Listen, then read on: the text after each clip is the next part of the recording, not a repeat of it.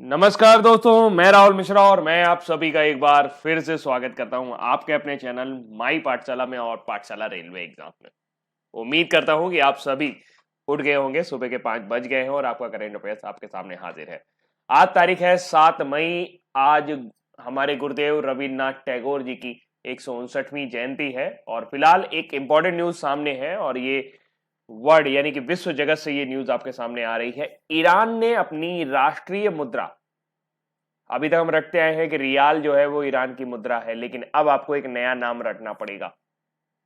Iran ने अपनी राष्ट्रीय मुद्रा रियाल को बदलने के लिए अपने सदन में जो प्रस्ताव था वो पारित कर दिया है और हाल फिलहाल वो प्रस्ताव भी पारित हो गया है। तो किससे बदला जाएगा, उसका नया नाम क्या होगा, इन सभी बातों पर चर्चा करेंगे। लेकिन सबसे पहले चलते हैं आज के करंट अफेयर्स की ओर।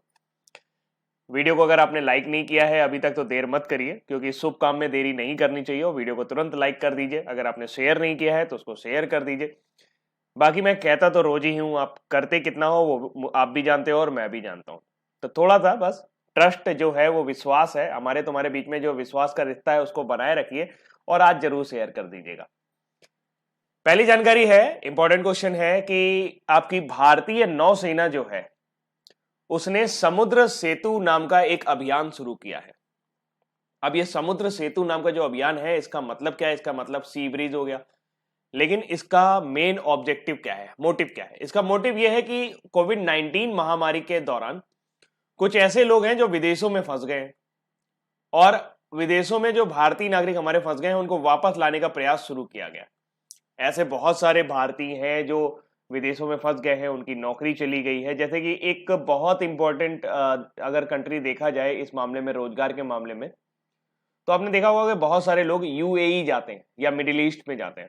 तो ऐसे में वहां पर उनको श्रमिक टाइप का रोजगार मिलता है और अगर लॉकडाउन चल रहा है तो उनका रोजगार भी खत्म हो गया। और जब रोजगार खत्म हो गया तो ना तो उनके पास खाने के पैसे हैं, ना तो वहां पे रहने के पैसे हैं। ऐसे में वो सिर्फ और सिर्फ भारत सरकार से गुहार लगा सकते हैं कि भाई हमें वापस बुला लो। तो इसके लिए अभी हाल फिलहाल भारतीय नौसेना जो सामने आई है वो मालदीव, मालदीव आप देख पा रहे होंगे मैप में, ये लक्षद्वीप से नीचे जाएंगे तो आपको मालदीव मिलेगा। कोच्चि से ये 900 किलोमीटर समुद्री रास्ते पर पड़ता है और इस पूरे ऑपरेशन को रक्षा मंत्रालय, विदेश मंत्रालय, गृह मंत्रालय, स्वास्थ्य मंत्रालय और भारत सरकार की विभिन्न एजेंसियों और राज्य सरकारों के साथ घनिष्ठ समन्वय से चलाया जा रहा है। समुद्र सेतु के ऑपरेशन चरण 1 के तहत भारतीय नौसेना के समुद्री जहाज जलस्वा और मगर, ये दो जहाजों के नाम हैं, जो शिप हैं उनके नाम हैं, इस समय मालदीव गणराज्य के माले बंदरगाह के रास्ते में है, जो 8 मई 2020 से निकासी अभियान शुरू करेंगे। पहले चरण में 1000 लोगों को भारत वापस लाया जाएगा, फिर उसके बाद बाकी की योजना बाद में देखी जाएगी। नेवी ने 2 शिप यूएई के लिए भी भेजे हैं, यानी कि संयुक्त अरब अमीरात के लिए भी भेजे हैं, और ये यूएई के लिए नेवी के आईएनएस शार्दुल गया है और आईएनएस एरावत को भेजा गया है। वैसे अभी यूएई का जो पोर्ट एंट्री की औपचारिकता है उसका भी फाइनल होना बाकी है, लेकिन इनको यहां से रवाना कर दिया गया है, क्योंकि जब तक ये वहां पर पहुंचेंगे तब तक ऑनलाइन ये पूरा प्रोसेस हमारा कंप्लीट हो जाएगा। तो हाल फिलहाल इंडियन नेवी ने लॉन्च किया है समुद्र सेतु अभियान। क्यों? क्योंकि कोविड-19 के दौरान जो भारतीय बाहर फंस गए हैं उनको वापस लाया जा सके। नागरिक उड्डयन मंत्रालय जो है वर्तमान समय में हरदीप सिंह पुरी जी के पास है। कल उनका एक बयान मैं टीवी में देख रहा था, टेलीविजन में वो ये बोल रहे थे, ट्विटर के जरिए भी ये बयान देखने को मिल जाएगा आपको। उन्होंने कहा है कि भारतीय वायुसेना भी इस तरह का कोई प्रोग्राम करेगी और हम अपने जो जहाज वगैरह हैं वो भी वहां पर भेजेंगे, यानी कि वायुयान भी भेजेंगे। लेकिन पहले हफ्ते जिन लोगों को वापस लाया जाएगा उनसे पैसे लिए जाएंगे वायुयान के किराए के तौर पर। क्यों? अगर पहले ही हफ्ते से इसको फ्री कर दिया गया तो बाद में भी सब फ्री आएंगे और मतलब जिनके पास पैसे हैं वो भी इसको भुगतान नहीं करेंगे। तो हाल फिलहाल हमें ये सिर्फ इतना याद रखना है कि समुद्र सेतु, भारतीय नौसेना के वर्तमान समय में जो मुखिया हैं वो हैं आपके करमवीर सिंह जी। एक और अच्छी खबर कश्मीर से आ रही है कि रियाज नाइकू का खात्मा हो गया है और ये जो ऑपरेशन चलाया है ये हमारे जेम्स बॉन्ड, जिसे भारत का जेम्स बॉन्ड भी कहते हैं, अजीत डोभाल जो है वो प्रधानमंत्री के नेशनल सिक्योरिटी एडवाइजर है, ने कश्मीरी आतंकवादियों के खात्मे के लिए एक ऑपरेशन जैकबूट लॉन्च किया था। जैकबूट लॉन्च करने का जो मिशन था, आपको ने खबर सुनी होगी, बुरहान वानी का नाम आपने सुना होगा। बुरहान वानी को अभी कुछ साल पहले मार गिराया गया था और ऐसे में कश्मीर के जो युवा थे उनके अंदर बुरहान वानी को एज ए हीरो के तौर पर पेश किया गया था, जिसमें कश्मीर के जो भटके हुए युवा हैं वो ऐसा समझने लगे थे कि वो एक हीरो है और उसके पीछे चलने की कोशिश करने लगे थे। बुरहान वानी हिजबुल मुजाहिदीन का एक कमांडर था, लेकिन उसकी मृत्यु के बाद रियाज नाइकू को हिजबुल मुजाहिदीन का कमांडर बना दिया गया था और बुरहान वानी से प्रभावित होकर कश्मीरी युवा आतंकी राह पर चल पड़े, तो इस ऑपरेशन को लॉन्च किया गया था। बुरहान के ग्रुप में 10 कश्मीरी थे जिनका पहले ही काम तमाम किया जा चुका था। हाल फिलहाल वो सभी खत्म हो गए हैं और बुधवार को रियाज नाइकू के मारे जाने के साथ ही ऑपरेशन जैकबूट जो है वो कंप्लीट हो गया है। नाइकू के सिर पर 12 लाख रुपए का इनाम था और आतंकवादी रैंक में शामिल होने से पहले नाइकू एक स्थानीय स्कूल में गणित के शिक्षक के रूप में काम करता था। 33 साल की उम्र में बंदूक उठाने से पहले उसे गुलाबों की पेंटिंग करने के शौक के लिए जाना जाता था। तो रियाज नाइकू के देखा जा रहा था कि ये जो पार्टी थी हिजबुल मुजाहिदीन का, ये जो कमांडर था, अब इनके नेतृत्व में, क्योंकि माहौल कुछ ऐसा बन गया था कि गांव वाले सब इनके फेवर में आने लगे थे। और फेवर में इसलिए आ रहे थे क्योंकि जो भी कश्मीर में अभी आतंकवादी पनप रहे थे वो सारे के सारे उनके आसपास के ही लड़के होते थे, तो वो फेवर में क्यों नहीं आएंगे, मजबूरी में ही उनको आना पड़ता था। कभी लड़कों के प्यार के चलते, कभी दबाव के चलते। तो इन लोगों ने वहां पर जो लोकल पुलिस वाले होते थे उनको परेशान करना शुरू कर दिया था, उनको एस्कॉर्ट करना शुरू कर दिया था, जिसकी वजह से उनके घरों में जब तब ये दबिश देने लगे थे, तो उस वजह से एक डर का माहौल वहां पे व्याप्त हो रहा था। हाल फिलहाल ये जैकबूट जो है उसने ये काम कर दिया है कि वहां पर जो डर का माहौल हो रहा था वो खत्म कर दिया है। तो ये ऑपरेशन जो था ये अजीत डोभाल जी ने शुरू किया था। अजीत डोभाल के बारे में बोला जाता है कि ये 7 साल तक पाकिस्तान में खुफिया एजेंट के तौर पर भी काम कर चुके हैं। पहले ये इंटेलिजेंस ब्यूरो के हेड हुआ करते थे, अभी हाल फिलहाल ये नेशनल सिक्योरिटी एडवाइजर है। अगली जानकारी है, जो तस्वीर आप देख पा रहे हैं, ये है प्रोफेसर सौरभ लोढ़ा और इनको इस बार 2020 यंग कैरियर अवार्ड दिया गया है नैनो साइंस एंड टेक्नोलॉजी के क्षेत्र में।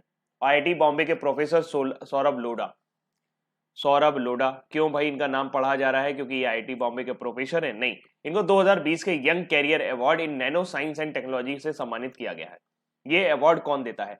Young career award in nano science and technology पुरस्कार जो है वो सरकार के विज्ञान और प्रौद्योगिकी विभाग यानी कि department of science and technology द्वारा दिया जाता है। उन्हें ये पुरस्कार क्यों दिया गया है? उन्हें ये पुरस्कार दिया गया है 2 आयामी यानी जिसे आप 2 डायमेंशनल वंडरवॉल मटेरियल के आधार पर सिलिकॉन और नैनो इलेक्ट्रॉनिक उपकरणों के अतीत में तर्कसंगत ट्रांजिस्टर प्रौद्योगिकियों के विकास में उनके महत्वपूर्ण योगदान के लिए सम्मानित किया गया है। थोड़ा सा कॉम्प्लेक्स हो गया, मैं सिंपल कर देता हूँ। केमिस्ट्री बड़ी ही अजीब चीज है।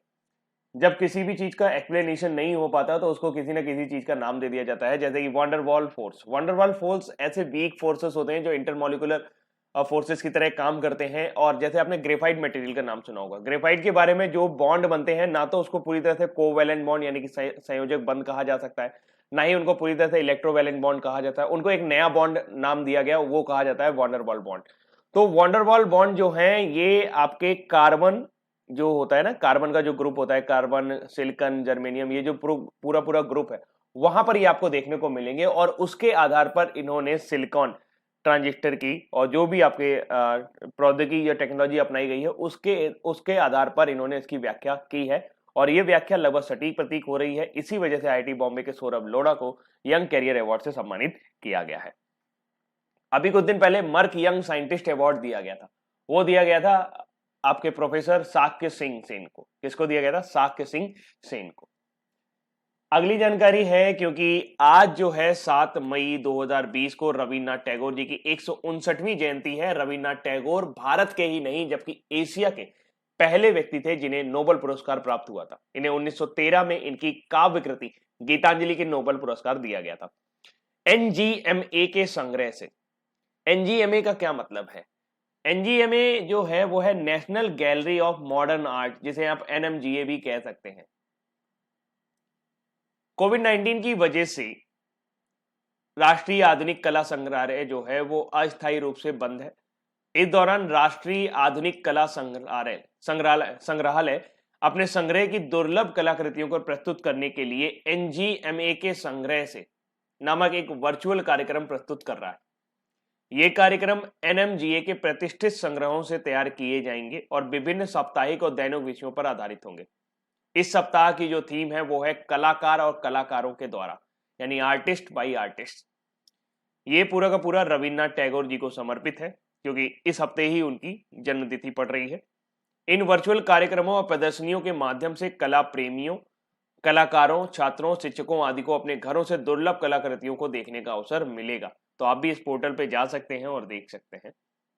फिलहाल राष्ट्रीय कला संग्रहालय जो है इसको बनाने का विचार सर्वप्रथम 1949 में आया, जिसके पश्चात 29 मार्च 1954 को प्रथम प्रधानमंत्री जवाहरलाल नेहरू और गणमान्य कलाकारों और कला प्रेमियों की उपस्थिति में देश के उपराष्ट्रपति एस राधाकृष्णन सर्वपल्ली राधाकृष्णन ने औपचारिक रूप से एनएमजीए की स्थापना की थी, यानी कि national gallery of modern art. तो हाल फिलहाल इसका एक प्रोग्राम शुरू हो रहा है। इस बार इसकी जो थीम है वो रहेगा कलाकार कलाकारों के द्वारा, आर्टिस्ट बाय आर्टिस्ट, एनजीएमए के संग्रह से। अगली जानकारी है जहां दुनिया इसके मरने की राह देख रही है कि किम जोंग उंग जो है ये अगर अभी कुछ समय पहले तक, मतलब कुछ हफ्ते पहले तक इसके मरने की अफवाहें उड़ाई जा रही थी कि ये खत्म हो गया है और इसकी डेथ हो गई है।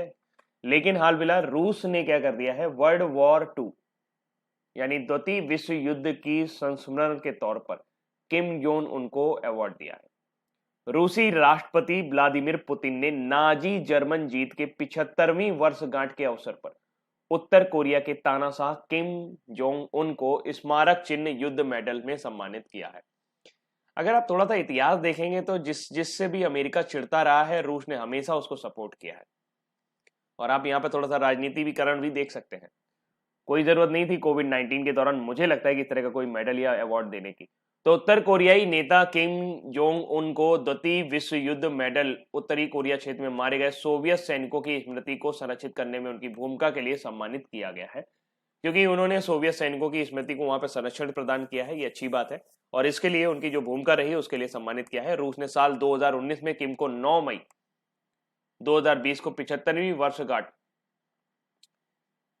के समारोह की सैन्य परेड में भाग लेने के लिए मॉस्को आने का निमंत्रण दिया था, लेकिन यह पुरस्कार उत्तर कोरिया में रूस के राजदूत अलेक्जेंडर मासोगारा द्वारा उत्तर कोरिया के विदेश मंत्री री सोन गोन को प्रदान किया गया है। तो 9 मई को जाना था लेकिन जाएंगे नहीं, तो 9 मई 2020 को उनको बुलाया गया था कि भाई आइएगा और सैन्य परेड में भाग लीजिएगा। तो हाल फिलहाल रूस के राष्ट्रपति व्लादिमीर पुतिन ने द्वितीय विश्व युद्ध मेडल दिया है या मारे गए सोवियत सैनिकों की स्मृति के संरक्षण करने के लिए वर्ल्ड वॉर 2 मेडल से सम्मानित किया है। तो वो है किम जोंग उन। अगली जानकारी है, एक बैम्बू कॉन्क्लेव जो है वो अभी हाल ही में वीडियो कॉन्फ्रेंसिंग के माध्यम से आयोजित किया गया है।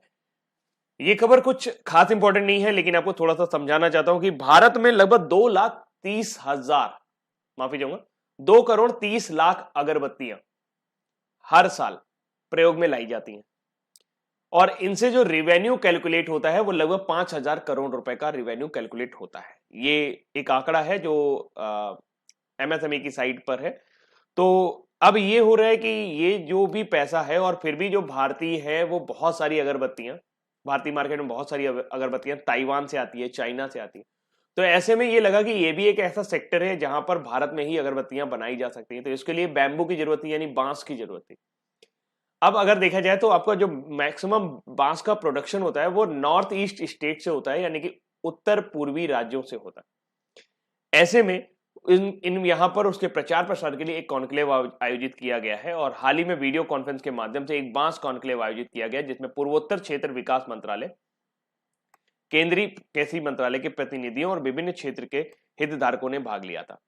इस सम्मेलन को केंद्रीय पूर्वोत्तर क्षेत्र विकास राज्य मंत्री स्वतंत्र प्रभार डॉक्टर जितेंद्र सिंह द्वारा संबोधित किया गया है। ये इंपॉर्टेंट है। कॉन्क्लेव को संबोधित करते हुए मंत्री ने कहा कि कोविड के बाद भारत की अर्थव्यवस्था के लिए बांस महत्वपूर्ण है और साथ ही यह भारत को अपने बांस संसाधनों की सहायता से आर्थिक शक्ति के रूप में उभरने का अवसर भी प्रदान कर सकता है। तो नेशनल बैम्बू मिशन भी लॉन्च किया गया था 2018 में, ताकि इस सेक्टर पे काम किया जा सके और इस सेक्टर का जो रेवेन्यू बाहर जा रहा है, किसी और देश में जा रहा है, वो हमारे देश में वापस आ सके। इसके अलावा जितेंद्र सिंह ने इस क्षेत्र में सार्वजनिक निजी भागीदारी की व्यवहारिकता के साथ साथ बांस निर्माण और व्यापार को भी बढ़ावा देने के लिए मंत्रालय की योजनाओं पर भी विचार विमर्श किया था। तो हाल फिलहाल बैम्बू कॉन्क्लेव जो है ये कहाँ आयोजित किया गया, ये आपको उत्तर पूर्वी राज्यों में आयोजित किया गया उसके विकास के लिए। हाल फिलहाल इसको आयोजित किया था केंद्रीय पूर्वोत्तर क्षेत्र विकास राज्य मंत्री डॉक्टर जितेंद्र सिंह द्वारा और ministry of development of north eastern region ministry of development of north eastern region, इसको थोड़ा सा याद रखिएगा। अगली जानकारी है, अब हमारे न्यूज फटाफट चलते हैं और ये है ईरान के बारे में बात कर रहे हैं। माफी चाहूंगा क्योंकि कल थोड़ा सा इंटरनेट का इशू रहा है, जिस वजह से कई सारी न्यूज जो है वो आपकी इंग्लिश में ही रह पाई, क्योंकि नेट काफी स्लो था और काम करने में दिक्कत आ रही थी। तो उसके लिए थोड़ा सा मैं आपको समझा देता हूँ कि ईरान जो है वो अपना करेंसी चेंज करने जा रहा है। ऐसा क्यों कर रहा है? क्योंकि ईरान में जो वर्तमान समय में $1 जो है वो 15,600 रियाल के बराबर है, और ऐसे में वो अपनी करेंसी का 4 जीरो कट करने जा रहा है। इसका मतलब ये होगा कि अब एक नई करेंसी सामने आने वाली है और उसका नाम होगा तोमान। तोमान, एक तोमान जो होगा ये 10,000 रियाल के बराबर होगा, और इस तरीके से आप एक नई करेंसी आपको ईरान के मार्केट में दिखाई देगी। ऐसा नहीं है कि ये अभी से शुरू किया जा रहा है, 2008 से जो है ईरान ये कोशिश कर रहा है कि अपनी करेंसी को चेंज कर ले, ताकि डॉलर के मुकाबले उसकी जो अर्थव्यवस्था है वो मजबूत बनी रहे। लेकिन बाद में देखा गया कि करेंसी में उछाल आ गया, ईरान अपने तेल वगैरह से, स्रोतों से, और फिर वो समझौता भी हो गया उनके बीच में, परमाणु समझौता भी हो गया, तो इसके बाद से उसकी करेंसी फिर से ग्रो करने लगी थी। लेकिन अभी हाल ही में अमेरिका ने बहुत सारे ईरान के ऊपर आर्थिक प्रतिबंध लगा दिए हैं। इसकी वजह से ईरान की जो करेंसी है वो बहुत तेजी से डाउन हो रही है। वर्तमान समय की बात करें तो $1 है वो 15,600 रियाल के बराबर है, और ऐसे में ईरान की जो करेंसी, यानी अगर आप $1 ईरान में खर्च करेंगे तो आपको 15,600 रियाल मिलेंगे। सोचिए कितनी बड़ी बात है। तो ईरान की जो करेंसी है वो डिवैल्यूएट ना हो जाए, इसके लिए उन्होंने उसका नाम बदल दिया है। एक तोमान जो होगा वो 10,000 रियाल के बराबर होगा, यानी कि वो इससे 4 जीरो कट करने वाले हैं, ये हो जाएंगे 4 जीरो कट, इसीलिए इसको बोला गया। फिलहाल ये संसद में पेश हो गया है, मंजूरी मिल गई है, लेकिन अभी इसको अब्दुल्ला खमनेई के पास भेजा जाएगा और वही इसे बताएंगे। मतलब उसमें जैसे हमारे यहाँ राष्ट्रपति के सिग्नेचर होते हैं, उसके बाद ही ये कोई भी जो प्रावधान है वो चर्चा में आता है, कोई भी प्रावधान जो है वो चलन में आता है। तो ये करेंसी बाद में ही चलन में आएगी जब उस पर खमनेई जी जो है वो हस्ताक्षर कर देंगे। अगली जानकारी है, श्री राम वेंकट रमन जो है ये फ्लिपकार्ट के नए मुख्य वित्त अधिकारी चुने गए हैं। वॉलमार्ट के स्वामित्व वाली फ्लिपकार्ट ने श्री राम वेंकट रमन को अपने फ्लिपकार्ट कॉमर्स के तत्काल प्रभाव से नया मुख्य वित्त अधिकारी यानी कि चीफ फाइनेंशियल ऑफिसर नियुक्त किया है। वेंकट रमन एमिली मैकनील का स्थान लेंगे। फ्लिपकार्ट कॉमर्स में कंपनी के फ्लिपकार्ट और मिंत्रा दोनों ही शामिल है, यानी कि फ्लिपकार्ट और मिंत्रा पहले अलग अलग हुआ करते थे, लेकिन बाद में ये दोनों एक हो गए हैं और फ्लिपकार्ट कॉमर्स के नाम से बिजनेस कर रहे हैं। तो वर्तमान समय में श्रीराम वेंकट रमन फ्लिपकार्ट के सीएफओ यानी कि मुख्य वित्तीय अधिकारी हो जाएंगे। अगली जानकारी है, हिमाचल प्रदेश ने निगाह स्कीम लॉन्च की है। निगाह का मतलब आप समझते हैं नजर। तो हिमाचल प्रदेश जो राज्य सरकार है उसने निगाह नाम की एक स्कीम लॉन्च की है, ताकि ये ऑब्जर्व किया जा सके कि लोग अपने आप को प्रॉपरली सैनिटाइज कर रहे हैं, और परिवारों को इस बारे में जागरूक करना कि अगर कोई भी बाहर स्टेट से आ रहा है तो सोशल डिस्टेंसिंग का इफेक्टिवली पालन करे, क्योंकि अब लॉकडाउन लगभग खत्म ही हो जाएगा। क्योंकि हम पूरी जिंदगी तो लॉकडाउन में नहीं रह सकते, हमें कोरोना के साथ जीना सीखना होगा, और ऐसे में सैनिटाइजेशन, अपनी सुरक्षा अपने हाथ ही करनी होगी। सैनिटाइजेशन, सोशल डिस्टेंसिंग, ये सब हमें पालन करना होगा। तो फिलहाल हिमाचल प्रदेश ने लॉन्च किया है निगाह नाम का एक योजना। उत्तर प्रदेश सरकार ने आयुष कवच नाम से एक ऐप लॉन्च किया है, ताकि जो इम्यूनिटी है उसको आयुर्वेद के जरिए, यानी कि हमारी जो रोग प्रतिरोधक क्षमता है उसको आयुर्वेद के जरिए बढ़ाया जा सके। तो उत्तर प्रदेश सरकार ने आयुष कवच नाम का एक ऐप लॉन्च किया है, और ये जो है ये हेल्थ रिलेटेड टिप्स देगा, साथ साथ आपको आयुर्वेदिक मेडिसिन के बारे में बताएगा और कोविड-19 महामारी के बारे में भी आपको बताएगा। तो ये ऐप जो है ये 5 मई को उत्तर प्रदेश सरकार के मुख्यमंत्री योगी आदित्यनाथ द्वारा लॉन्च किया गया है। अब बारी है आज के हमारे वन लाइनर की। नैनो विज्ञान और प्रौद्योगिकी में 2020 का युवा कैरियर पुरस्कार किसने प्राप्त किया है? सौरभ लोढ़ा ने। क्यों दिया गया है? वांडरवाल फोर्सेस के आधार पर इन्होंने कार्बन, सिलिकॉन और जर्मेनियम जो भी उस पर बेस्ड ट्रांजिस्टर हैं उसकी क्रियाविधि की व्याख्या की है। ऑपरेशन समुद्र सेतु किसने शुरू किया है? भारतीय नौसेना ने। अभी हाल फिलहाल मालदीव और यूएई से लोग लाए जा रहे हैं। किस राज्य सरकार ने निगाह योजना शुरू की है? हिमाचल प्रदेश ने। हिमाचल प्रदेश की 2 राजधानियां हैं, शिमला और धर्मशाला। जयराम ठाकुर जो हैं वो आपके मुख्यमंत्री हैं, बंडारू दत्तात्रेय जो हैं वो आपके गवर्नर हैं। कल हिमाचल प्रदेश के बारे में आपको बहुत कुछ बताया था। किस मोबाइल ऐप का उद्देश्य भारत की योग और आयुर्वेद की प्राचीन विधा के माध्यम से लोगों को अपने प्रतिरोध को मजबूत करने के लिए नुस्खे लोगों तक पहुंचाने में मदद करना है? तो वह है आयुष कवच ऐप। ये किसने लॉन्च किया है? उत्तर प्रदेश सरकार ने।